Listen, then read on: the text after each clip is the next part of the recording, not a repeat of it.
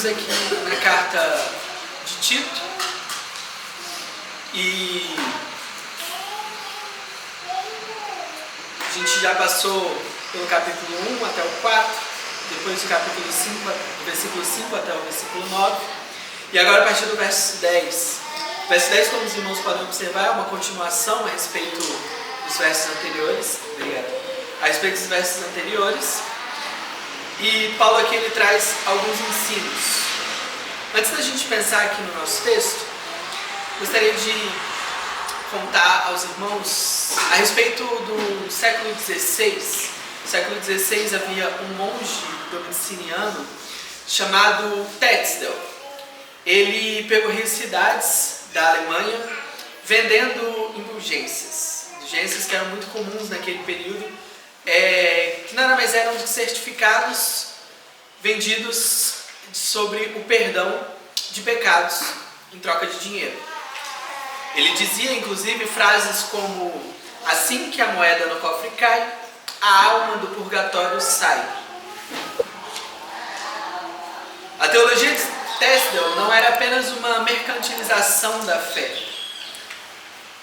Ele, na verdade, ele pregava um legalismo perverso, legalismo disfarçado de piedade. Ele impunha às pessoas a ideia de que a salvação dependia de obras exteriores. Ele impunha para as pessoas que era necessária a flagelação, era necessária penitências, era necessário sacrifícios ao se apresentar diante de Deus.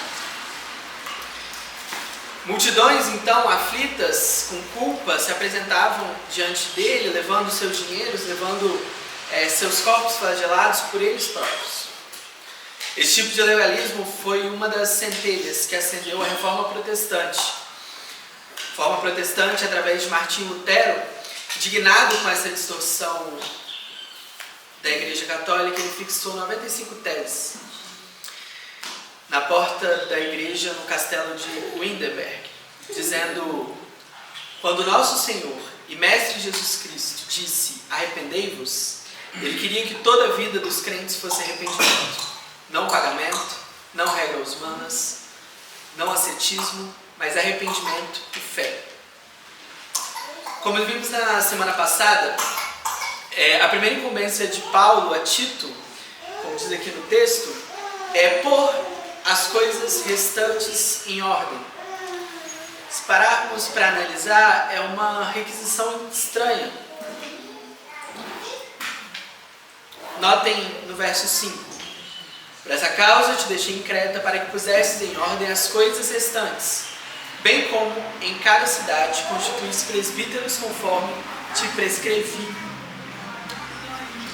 Geralmente, coisas que faltam nós terminamos, e nós organizamos coisas que são desorganizadas. Por que então Paulo sugere que ele coloque em ordem as coisas restantes, ou seja, as coisas inacabadas, e não apenas termine as coisas inacabadas?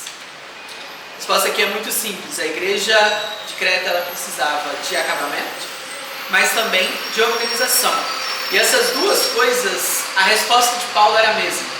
Essas duas demandas exigiam a mesma atitude.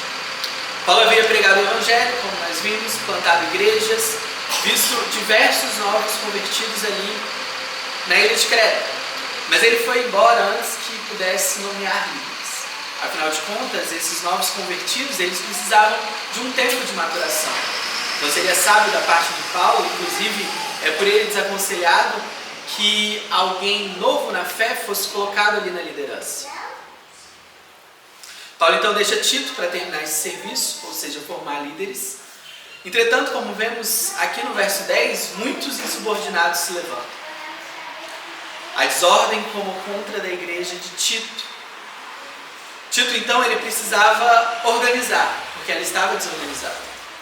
A solução de Paulo para uma igreja desorganizada é a indicação de líderes. A solução para a insubordinação é mais autoridade. Paulo orienta Tito a escolher presbíteros. Por quê? Nosso texto começa com um porquê. Paulo institui a Tito que organize presbíteros porque haviam muitos rebeldes na igreja. Solução, portanto, para a rebeldia é mais autoridade, mas não é qualquer autoridade. Autoridade centrada no Evangelho, como nós vimos na semana passada, porque o presbítero ele deveria ser apegado à palavra fiel, verso 9. Segundo a doutrina, de modo que tenha poder tanto para exortar pelo reto ensino, como para convencer os que contradizem.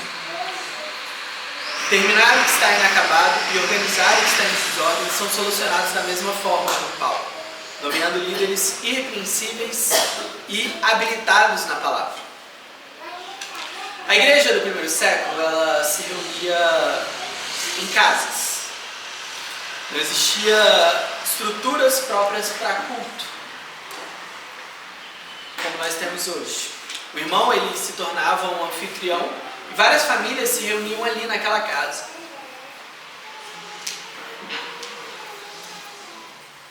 E vários ali se reuniam naquela casa. Essas igrejas eram formadas por mistos de tradições.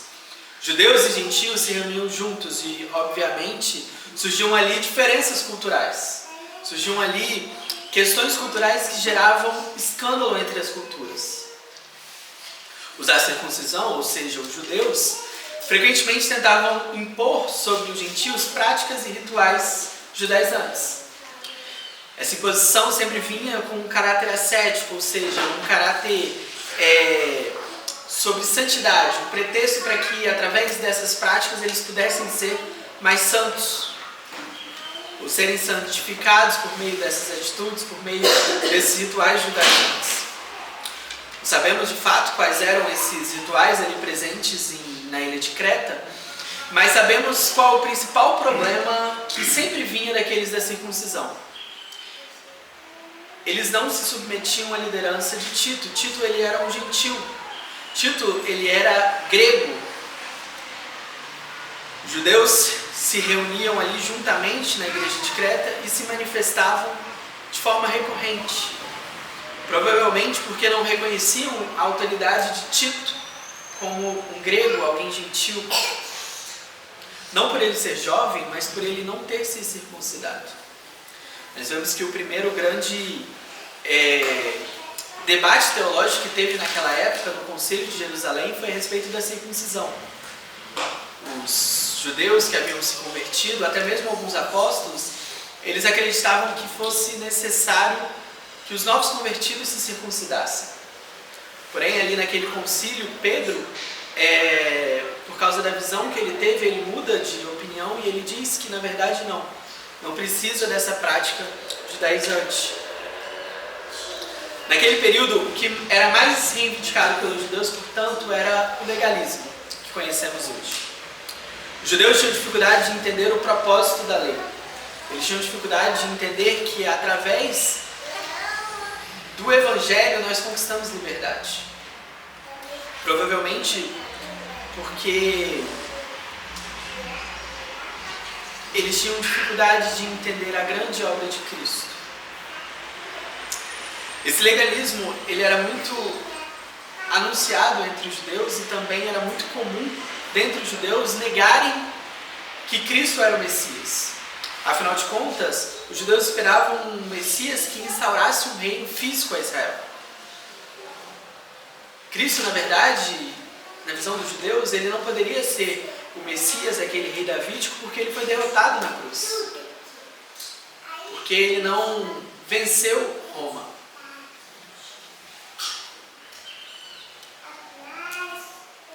Isso acontecia porque eles tomavam literalmente algumas profecias do Antigo Testamento. Eles não compreendiam a linguagem simbólica ali apresentada pelos profetas, como Daniel, como Zacarias, como Ezequiel. Paulo percebe que aqueles da circuncisão, esses judeus, eles têm se manifestado e eles precisam ser calados. Tito não pode mais tolerar essa insubordinação daqueles homens. Tito, ele não pode mais permitir que aqueles homens ensinem e divulguem essas doutrinas satânicas.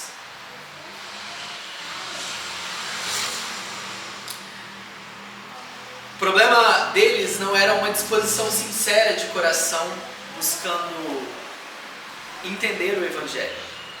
O problema deles, na verdade, é que eles eram insubordinados e eles não reconheciam ali a autoridade espiritual que estava sobre eles. Eles têm maldade no coração porque eles queriam enganar. Eles têm conseguido enganar, segundo Paulo, famílias inteiras. Ensinam doutrinas falsas, regras próprias, as quais não estão de acordo com a liberdade pregada pelo Evangelho de Cristo. A única solução proposta por Paulo, então, silencia-os. Paulo usa esse apoio, busca apoio na declaração de um profeta conterrâneo dele. Afinal de contas, ninguém gosta de alguém de fora que fale mal de você. Um brasileiro pode falar mal do Brasil, mas se um estrangeiro falar mal do Brasil, a gente logo se sente ofendido. Por isso, então, Paulo busca apoio em um filósofo ali da ilha de Creta, Epimênides. Epimênides, ele, segundo a citação de Paulo, ele diz que os cretenses são sempre mentirosos, são como feras terríveis e têm ventres preguiçosos. Paulo cita um homem pagão, com a moralidade distante de Deus. Ele faz isso porque toda verdade, se for verdade, ela vem de Deus. A declaração de Epimênides é verdadeira e, portanto, vem de Deus. Se apoiarem um filósofo pagão, nativo, Paulo legitima a sua avaliação sobre aqueles homens. Paulo apoia a crítica aos cretenses a um conterrâneo dos cretenses.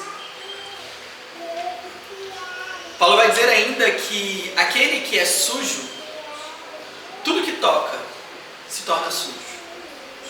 Portanto, não pode fazer nada que seja puro. A mente, o coração e vida dessas pessoas sujas são depravadas.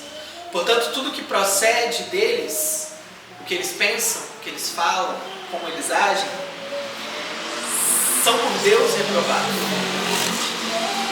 Tudo que eles pensam, tudo que eles falam, tudo que eles fazem